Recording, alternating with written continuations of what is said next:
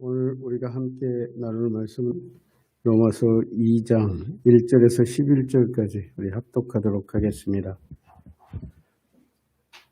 로마서 2장 1절에서 11절까지입니다. 함께 합독하겠습니다. 시작. 그러므로 남을 판단하는 사람아, 누구를 막론하고 내가 핑계하지 못할 것은 남을 판단하는 것으로 내가 너를 정죄함이니 판단하는 내가 같은 일을 행함이니라.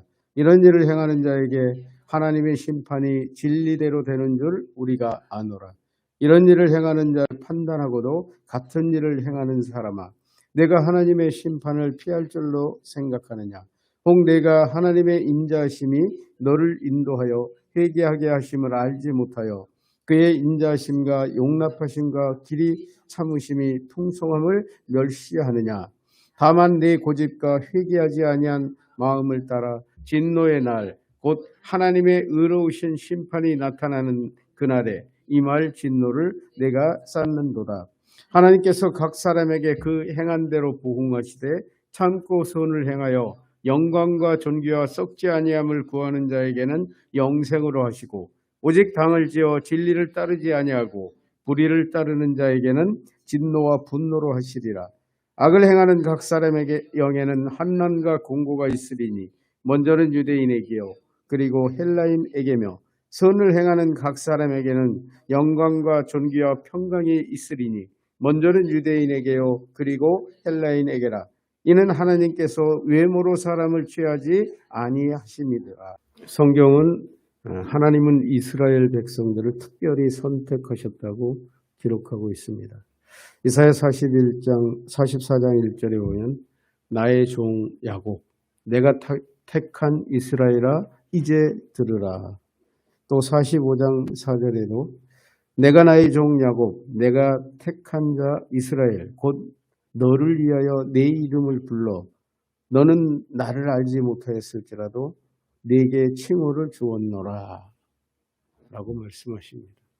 그러므로 로마서 9장 13절은 기록된 바 내가 야곱은 사랑하고 에서는 미워하였다 하신가 같으니라.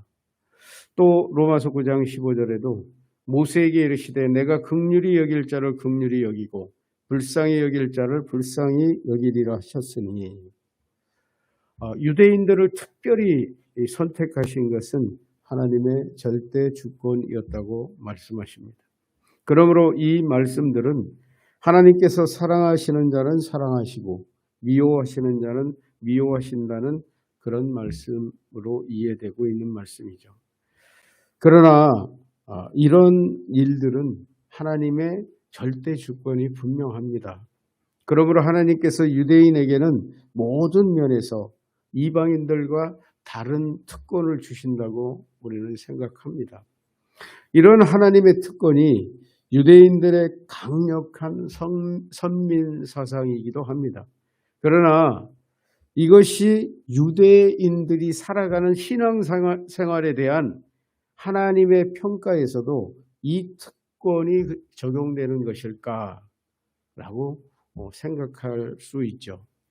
그러나 성경은 유대인들을 선택하신 하나님의 특권이 보편적인 하나님의 공의는 아니라고 말씀하십니다. 로마서 9장 25절을 보면은 호세아의 글에도 이르기를 내가 내 백성 아닌 자를 내 백성이라 사랑하지 아니한 자를 사랑한 자라 부르리라.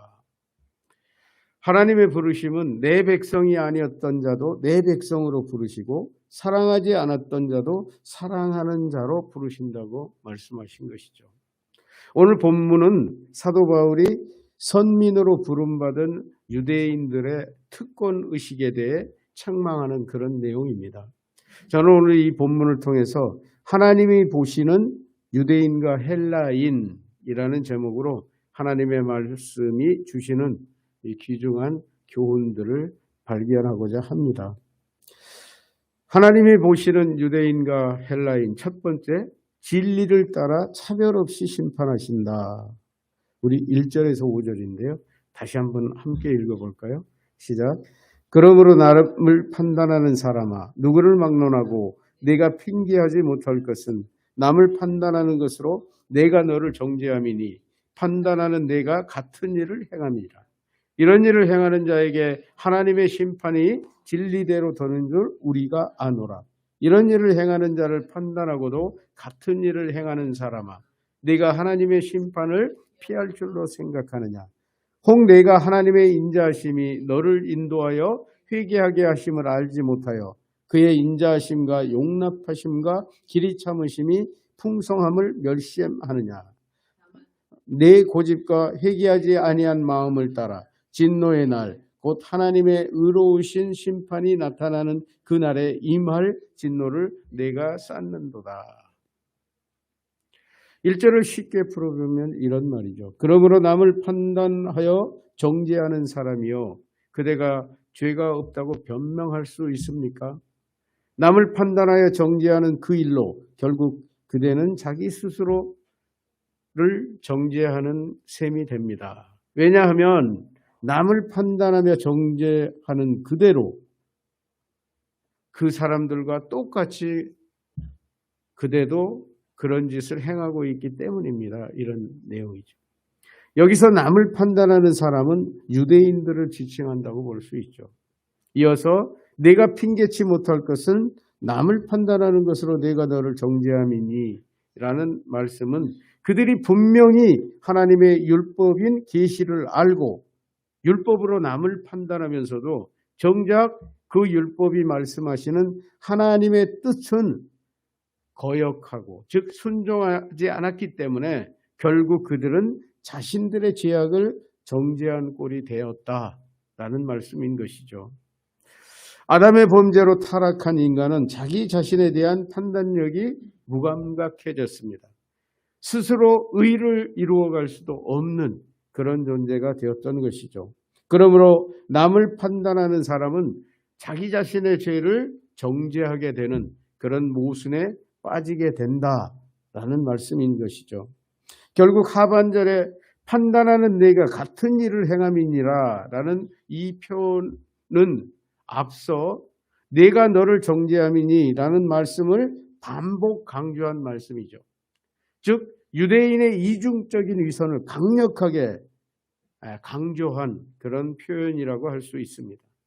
그들은 다른 사람들의 죄악은 율법대로 정죄했지만 그들도 이방인들과 똑같은 잘못을 저지르고 있었기 때문에 그들은 그들 자신의 죄악을 스스로 정죄한 것과 마찬가지였던 것이 마찬가지라라는 말씀인 것이죠.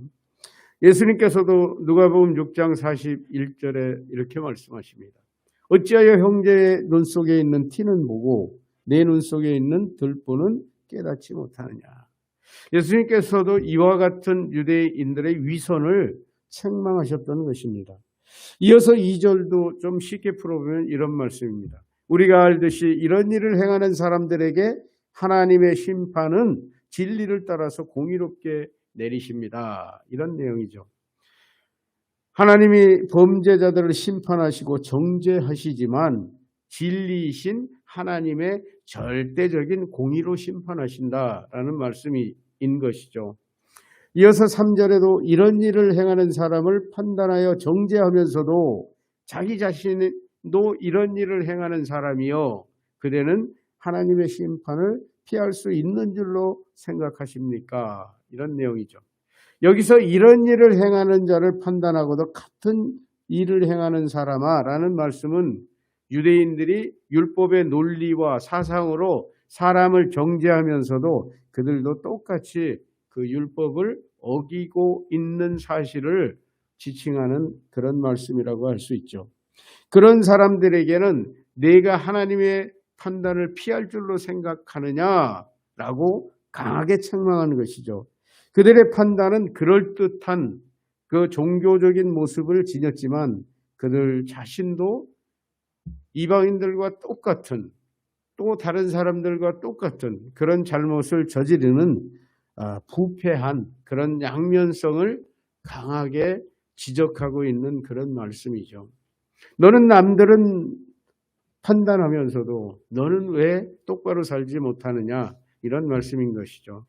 즉 그들이 율법을 유대인이라고 할지라도 결코 하나님의 정죄를 피할 수 없는 것이 말씀이죠. 결국 그들은 하나님의 율법을 이용해서 자기 자신의 의의를 드러내고 자기 명예를 추구하는 위선적인 행동으로 지금 남들을 정죄하고 있었던 것이죠. 결국 그와 같은 위선적인 사람은 하나님의 공의로운 심판을 결코 피할 수 없다는 그런 말씀인 것이죠. 이어서 4절 5절도 조금 쉽게 풀어보면 이런 말씀입니다. 그럼에도 선하신 하나님께서 너희를 인도하여 회개하기를 원하시는데도 그것을 알지 못하고 하나님께서 베푸시는 인자하시고 용납하시고 오래 참으시는 것을 오히려 가볍게 여기고 멸시하려는 것이냐, 이런 말씀이죠. 즉 하나님의 뜻은 교만한 유대인들이나 부도덕한 이방인들도 다 그들의 죄악에서 떠나 회개하기를 원하신다는 말씀이죠. 그러나 그들은 하나님의 그 풍성한 은혜를 깨닫지 못했고 오히려 멸시하려 했던 것을 지금 강하게 책망하고 있는 것이죠. 결국 유대인들은 자기들의 죄악은 하나님께서 심판하지 않을 것으로 착각하고 하나님의 인자하심과 용납하심과 길이 참으심을 무시해버렸던 것이죠. 그들은 하나님의 은혜와 사랑을 소홀히 여긴 것이죠. 여러분, 그렇습니다. 이것은 요즘을 살아가는 우리에게도 점검해 봐야 할 귀중한 교훈이죠. 우리도 세상을 정죄하고 판단하고 또 좀 약한 사람들을 판단하고 정죄하면서도 우리도 똑같이 그들과 함께 이 죄악 속에서 살아간다면 바로 이런 사람이 되는 것이죠. 바로 그것을 지금 바울은 말하고 있죠. 이어서 5절은 그대가 회개할 줄 모르는 완고함과 완악함을 발휘하는 그만큼 그대는 장차 하나님의 공의로운 심판의 날에 자신이 받을 진노를 스스로 쌓아 올리고 있는 것이다, 이렇게 말합니다. 여기서 바울은 인간의 완고함과 회개하지 않는 교만한 마음과 상반된 것으로 하나님의 인자하심을 극명하게 대조해서 묘사하고 있습니다. 이는 하나님의 권고에도 불구하고 각성하거나 변화되지 않는 완고한 마음을 나타내며 동시에 하나님의 인자하심을 거부하는 반항적인 인간의 모습을 여기서 묘사하고 있는 것이죠. 결국 그러한 행동은 심판의 날에 자기가 받을 진노의 징벌을 스스로 쌓는 것이라고 강력하게 권고하고 있는 것이죠. 그러면은 지금 이 본문이 말씀하시는 사람들이 어떤 사람들인지 우리 한번 12절에서 20절, 좀 길지만 우리 함께 읽어보겠습니다. 시작. 무릇 율법 없이 범죄한 자는 또한 율법 없이 망하고 무릇 율법이 있고 범죄하는 자는 율법으로 말미암아 심판을 받으리라.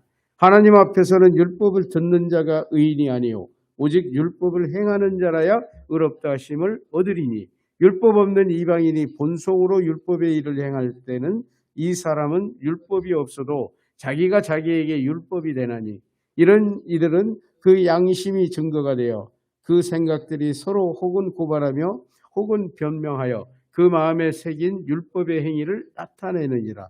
곧 나의 복음에 이른 바와 같이 하나님이 예수 그리스도로 말미암아 사람들의 은밀한 것을 심판하시는 그 날이라. 유대인이라 불리는 내가 율법을 의지하며 하나님을 자랑하며 율법의 교훈을 받아 하나님의 뜻을 알고 지극히 선한 것을 분간하며 맹인의 길을 인도하는 자요 어둠에 있는 자의 빛이요 율법에 있는 지식과 진리의 모범을 가진 자로서 어리석은 자의 교사요 어린아이의 선생이라고 스스로 믿으니 이런 사람들이라고 지금 강하게 책망하고 있는 것이죠. 하나님은 율법을 알면서도 지키지 않는 사람들은 반드시 심판하신다는 것이죠. 그러므로 율법을 들었다고 의인이 아니라 율법을 행한 자가 의롭다고 말씀하시죠. 또한 율법을 몰랐지만 양심을 따라 율법을 선하게 지킨 사람들은 율법을 지킨 자가 되는 것이다. 또 모든 것을 다 아시는 하나님께서 이와 같이 아무 차별 없이 유대인이나 헬라인이나 판단하신다. 이렇게 말씀하신 것이죠. 그렇습니다. 여기서 유대인은 현대의 우리들, 즉 성도들이라고 할 수 있겠죠. 성도는 하나님의 말씀을 따라 하나님을 거역하는 자들을 판단하고 그들을 하나님 앞으로 인도하는 자들인 것이 분명합니다. 그러나 성도가 불신자들을 판단하기 전에 자기 자신을 돌아보아 말씀에 거역하는 것은 없는지 철저하게 자신을 돌아보아야 한다라는 귀중한 교훈을 주고 있죠. 결국 하나님이 보시는 유대인과 헬라인 첫 번째 교훈은 하나님은 유대인이나 헬라인 모두에게 차별 없이 진리를 따라 심판하신다는 사실입니다. 하나님이 보시는 유대인과 헬라인 두 번째, 그가 행한 대로 차별 없이 심판하신다. 우리 6절에서 8절인데요. 같이 한번 읽겠습니다. 시작. 하나님께서 각 사람에게 그 행한 대로 부응하시되 참고 선을 행하여 영광과 존귀와 썩지 아니함을 구하는 자에게는 영생으로 하시고 오직 당을 지어 진리를 따르지 아니하고 불의를 따르는 자에게는 진노와 분노로 하시리라. 좀 쉽게 읽어보면 이런 말씀입니다. 하나님께서는 각 사람들의 행한 대로 부응하실 것입니다. 끝까지 인내하며 선을 행하고 영광과 존귀를 추구하는 사람에게는 영원한 생명으로 갚아주시고 자기 이익만을 추구하며 이기적인 불의를 쫓는 사람에게는 진노와 형벌을 내리실 것입니다. 이런 말씀이죠. 6절에서 행함은 마태복음 15장 19절에서 이렇게 말씀합니다. 마음에서 나오는 것은 악한 생각과 살인과 간음과 음란과 도둑질과 거짓 증언과 비방이니 즉 겉으로 드러난 행위뿐만이 아니라 그 사람의 악한 생각까지도 포함하는 것이죠. 그러므로 여기서 행함은 그가 하나님을 어떻게 믿었느냐에서부터 시작해서 그의 모든 행위에 따라 보응을 받게 된다는 것을 의미하고 있는 것이죠. 또 보응하시다에서 보응의 원어인 헬라어 아포도세이는 아포디노미의 미래직설법인 표현이죠. 즉 좋거나 나쁜 의미의 모든 보상을 의미한다는 거죠. 좋거나 나쁜 모든 것을 포함한다는 거죠. 그리고 그들의 행위의 열매는 갈라디아 6장 9절을 보면 그 말씀처럼 낙심하지 않고 참고 인내하며 행할 때 거두게 된다고 말씀하시죠. 결국 고린도후서 5장 10절은 이는 우리가 다 반드시 그리스도의 심판대 앞에 나타나게 되어 각각 선악간에 그 몸으로 행한 것을 따라 받으려 함이라.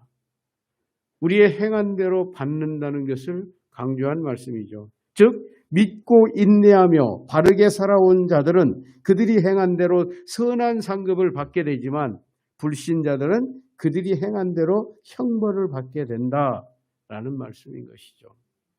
그러므로 7절에서 참고 선을 행하여에서도 이 행함도 단순한 율법적인 행위가 아니라 선행으로 나타내는 그리스도와 연합된 삶을 의미한다고 볼 수 있는 것이죠. 우리가 선을 행한다는 모습은 우리에게서 그리스도의 모습이 나타나는 것이고 그리스도의 향기가 나타나는 것이기 때문에 그렇습니다. 즉 갈라디아서 5장 22절 23절에서 말씀하시는 성령의 열매가 나타나는 것을 의미하는 것이죠. 이어서 하반절에 영광과 존귀와 썩지 아니함을 구하는 자에게는 영생으로 하시고 이들이 구하는 이 본질은 영생이라고 말씀하시는 것이죠. 그리고 이 영생을 누리는 장소가 어디입니까? 하나님의 나라입니다. 그러므로 이 하반절의 영생의 의미는 궁극적으로 영원한 천국을 의미한다고 볼 수 있습니다. 또 이 영생은 그리스도 예수를 믿는 자들에게만 베푸시는 하나님의 은혜이시죠. 그러므로 여기서 선을 행하며 영광과 존귀를 따른다는 의미는 그리스도를 따른다는 것을 의미하는 것입니다. 그러므로 선을 행하며 영광과 존귀를 따르는 이들에게는 영생을 주신다라는 말씀인 것이죠. 또 8절에서 오직 당을 지어 진리를 따르지 아니하고 불의를 따르는 자에게는 여기에서 당을 짓는다는 말은 이기적인 욕망이나 야망을 가진 자들끼리 연합하는 것을 말하는 것이죠. 그래서 이 욕망이나 야망을 가진 자들이라고 이 번역할 수도 있고요. 이 논쟁을 따라서 목소리를 내는 자들로 번역될 수도 있는 그런 대목이죠. 그러므로 여기서 당을 짓는 자는 이기적인 욕망을 따라 자기들끼리의 논지를 펼쳐서 살아가는 자들, 이기적인 자들이라고 해석할 수 있습니다. 즉 그들 안에서 분쟁이 일어나면 이익이 없는 진리를 따르지 않고 쉽게 자기 이익이 되는 편에 서서 그 길을 가는 자들이라고 볼 수 있는 것입니다. 여러분, 우리도 이러기가 참 쉽습니다. 내가 이익인 것은 그 길이 옳은 길이고요. 내가 손해보면 그 길을 가지 않으려고 하죠. 나쁜 길로 치부합니다. 그래서 우리는 이런 것들을 정말 조심해야 되겠죠. 이것이 하나님의 말씀에 옳은가 아닌가가 중요한 것이지 이것이 나에게 유익이냐 손해냐라는 것이 문제가 아니라는 사실이죠. 마지막으로 노와 분으로 하시리라 해서 노에 해당하는 헬라어 오르게는 진노로 번역되죠. 이어진 분은 디모스라는 단어를 씁니다. 그러나 이 두 단어는 특별한 구별 없이 사용되는 뜻이 동일한 비슷한 그런 단어이기도 합니다. 이런 것들은 이 바울이 이런 두 단어를 열거한 의미는 하나님의 진노를 강하게 반복 강조하는 그 반복 강조법이라고 할 수 있는 것이죠. 우리도 무슨 일을 하면은 반복해서 하잖아요. 비슷한 단어를 열거해서 하는 것과 같은 의미를 지니고 있는 것이죠. 이것은 하나님께서 불순종하는 자들에 대해서 강력한 진노로 보응하신다는 사실을 사도 바울이 의도적으로 강하게 강조한 그런 반복된 단어를 사용한 것이라고 볼 수 있는 것입니다. 여러분, 이 단락의 말씀을 이 말씀들을 강조한 내용이 21절, 27절의 말씀입니다. 우리 함께 읽겠습니다. 시작. 그러면 다른 사람을 가르치는 내가 내 자신을 가르치지 아니하느냐? 도둑질하지 말라 선포하는 내가 도둑질하느냐? 간음하지 말라 하는 내가 간음하느냐? 우상을 가증히 여기는 내가 신전 물건을 도둑질하느냐? 율법을 자랑하는 내가 율법을 범함으로 하나님을 욕되게 하느냐? 기록된 바와 같이 하나님의 이름이 너희 때문에 이방인 중에서 모독을 받는도다. 내가 율법을 행하면 할례가 유익하나 만일 율법을 범하면 내 할례가 무할례가 되느니라. 그런즉 무할례자가 율법의 규례를 지키면 그 무할례를 할례와 같이 여길 것이 아니냐. 또한 본래 무할례자가 율법을 온전히 지키면 율법 조문과 할례를 가지고 율법을 범하는 너를 정죄하지 아니하겠느냐. 이런 내용입니다. 유대인들은 할례와 율법을 주장하지만 너희 자신에게는 왜 적용하지 않느냐라는 말씀으로 그러면 너는 할례나 율법이 너희에게 무슨 유익이 있겠느냐라고 강력하게 책망하는 말씀이죠. 고린도후서 5장 10절은 이렇게 말합니다. 이는 우리가 다 반드시 그리스도의 심판대 앞에 나타나게 되어 각각 선악간에 그 몸으로 행한 것을 따라 받으려 함이라.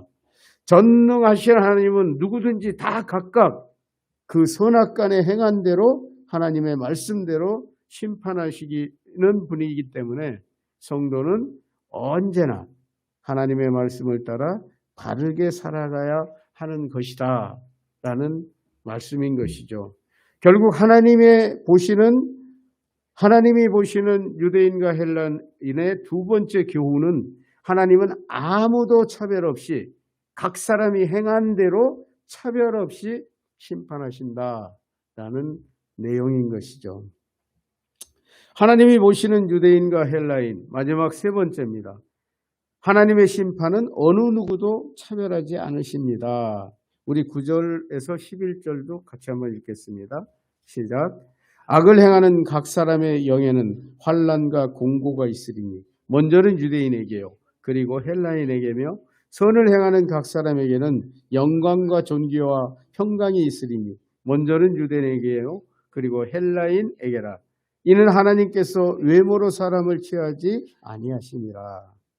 이 쉬운 말 성경으로 보면은 이런 내용입니다. 악한 일을 행하는 모든 사람에게는 유대인이나 헬라인이나 가릴 것 없이 환난과 고통을 주십니다. 그러나 선한 일을 행하는 모든 사람에게는 유대인이나 헬라인이나 가릴 것 없이 영광과 존귀와 평강을 주시는 것입니다. 이는 하나님께서 사람을 차별하지 않으시기 때문입니다. 이런 내용입니다. 9절에 각 사람의 영에 대한 이 원어적 의미는 영을 얘기하는 게 아니라 사람의 영혼과 육체 중에서 이 영혼만을 얘기하는 게 아닙니다. 그 사람 자체를 얘기하는 것이죠. 이는 10절의 모든 사람에게라는 말씀에서 동일하게 영이 아니라 그 사람 자체를 의미한다는 것을 나타내고 있죠. 결국 여기서 각 사람의 영의 의미는 사람으로 해석하는 것이 합당하죠. 이어서 환난과 공고는 하나님이 8절에서 발하신 노와 분으로 인하여서 악한 자들에게 내려지는 징벌의 결과라고 할 수 있는 것이죠. 정리하면 악을 행하는 각 사람은 선을 행하는 각 사람과 마찬가지로 그 행한 대로 하나님의 판단을 받게 된다. 이런 말씀이죠.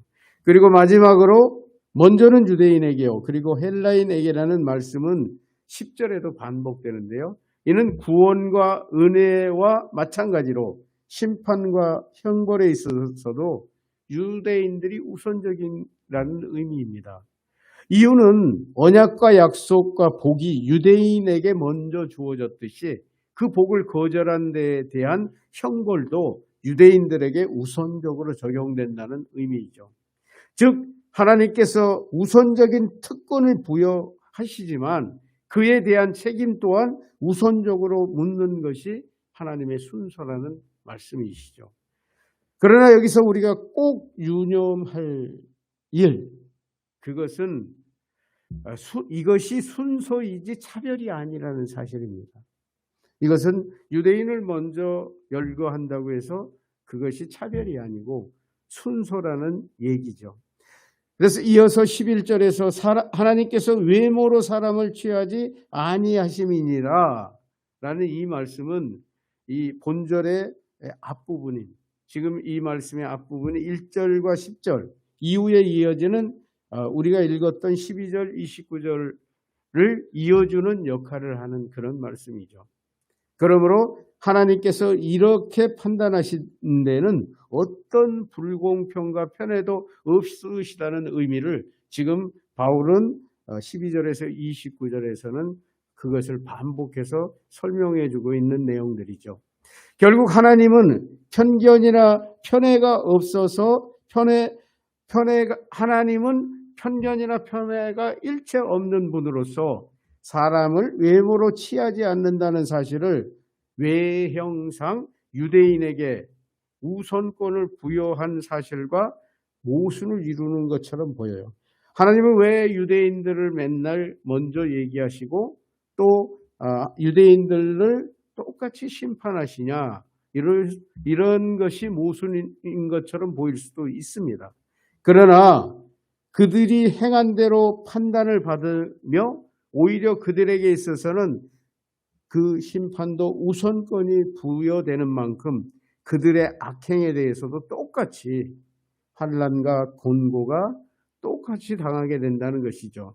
그러므로 유대인이라고 편견과 편애의 대상이 될 수 없고 또한 그 특권을 주장할 수도 없다는 얘기죠. 여러분 그걸 잘 아셔야 돼요. 우리를 사랑하시고 누구를 택하시고 유대인들을 택하시고 다윗을 택하신 것은 하나님의 특권이고 하나님의 주권이에요. 그런다고 하나님이 택하신 유대인들에게나 하나님의 택하신 다윗이나 하나님의 택하신 사울에게 동일한 특권이 있는 것은 아니라는 사실이에요. 그들이 잘못하면 심판은 똑같이 받는다. 이런 말씀인 것이죠. 그래서 여러분들은 이 말씀의 의미를 잘 이해하시면은 때로는 우리가 이렇게 생각할 수도 있잖아요. 저 사람은 왜 큰 사람으로 불러 세우시고 사용하시고 그런가라고 생각하실 수 있죠. 그러나 그 사람에게도 똑같이 하나님의 판단, 하나님의 심판은 동일하다는 거예요. 부르셨으나 그들이 행한 바대로 심판하신다. 공평하신 하나님의 심판이시다라고 말씀하시는 것이죠. 그 의미를 강조한 것이 지금 이 단락의 의미를 강조한 말씀이 28절, 29절에도 말씀 강조하시고 계신 것이죠. 한번 우리가 같이 읽어볼까요? 28절 9절 함께 읽겠습니다. 시작. 무릇 표면적 유대인이 유대인이 아니요 표면적 유대인의 할례가 아니니라. 오직 이면적 유대인이 유대인이며 할례는 마음에 할지니 영에 있고 율법 조문에 있지 아니한 것이라. 그 칭찬이 사람에게서가 아니요 다만 하나님에게서니라. 아멘. 하나님은 할례를 받은 유대인들이라고 해도 편애하지 않으시고 그들의 내면을 보시고 공평하게 판단하신다라는 말씀인 것이죠. 그렇습니다. 여러분, 이 단락도 정리하면 하나님이 보시는 유대인과 헬라인의 세 번째 교훈은 하나님의 심판은 어느 누구도 차별하지 않으신다라는 말씀인 것입니다. 말씀을 정리하겠습니다. 저는 오늘 하나님이 보시는 유대인과 헬라인이라는 제목으로 첫 번째, 진리를 따라 차별 없이 심판하신다. 두 번째, 그가 행한 대로 차별 없이 심판하신다. 세 번째, 하나님의 심판은 어느 누구도 차별하지 않으신다. 라는 세 가지 소주제로 말씀을 전했습니다. 그렇습니다. 하나님은 공평하십니다. 그러므로 우리가 살아가는 매일매일에 대해서 여러분 우리가 행한 대로 다 갚아주십니다. 그래서 오늘 어떻게 살아야 하는 것은 내 책임이고요. 우리가 어떻게 사느냐에 대해서는 하나님이 그대로 보응해 주신다는 사실입니다. 저는 저와 여러분 모두가 매 시간마다, 매 순간마다, 매일매일마다, 매해마다 하나님의 말씀대로 순종하며 살아감으로 영원한 영생의 영광을 우리 하나님께 받아서 영원한 영생을 누리게 되시기를 우리 주님의 이름으로 축원드립니다. 기도하겠습니다.